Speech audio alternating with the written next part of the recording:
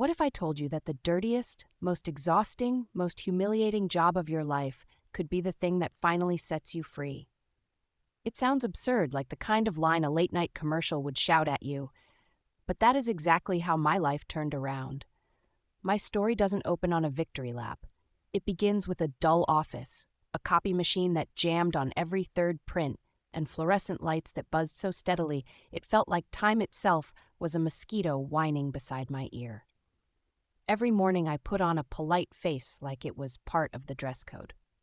I learned the choreography of fake enthusiasm, the nod at the weekly meeting, the tidy phrases in the sales emails, the careful way I said no problem when a client was absolutely a problem. It was normal. It was safe. It was slowly hollowing me out. I wasn't living a life. I was maintaining one. Around 3 in the afternoon each day, a thought would sneak in and sit on my chest. If I didn't leave soon, that light, that chair, and that script would own me for the rest of my life. Night saved me. After work, I would pour a cheap drink, sit in front of an ancient computer, and watch videos that promised a different future.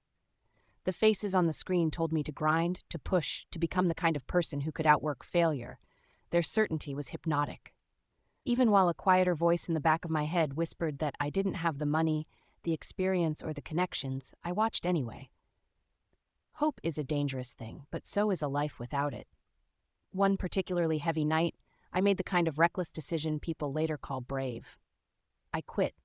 There was no safety net, no secret investor. Just a sentence in my head that felt like oxygen. I will build something of my own. The business I picked wasn't glamorous. I started a bar and restaurant cleaning company. Floors at dawn, bathrooms nobody wanted to talk about, grease traps that fought back. It was not the dream you brag about at a reunion, but it was mine, and that mattered more than pride.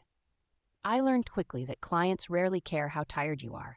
A place either opens sparkling or it doesn't, so I became a machine. I slept when I could, I ate on the go, and I said yes to every job that came my way. The work was punishing, but it was honest.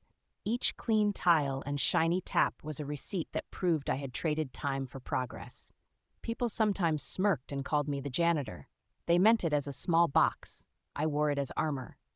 For a while, the grind looked like genius. More clients called. Checks didn't bounce. A bartender left a thank you note and a free coffee that tasted exactly like victory. I convinced myself that if I just kept moving faster, the future would arrive sooner. But speed hides cracks.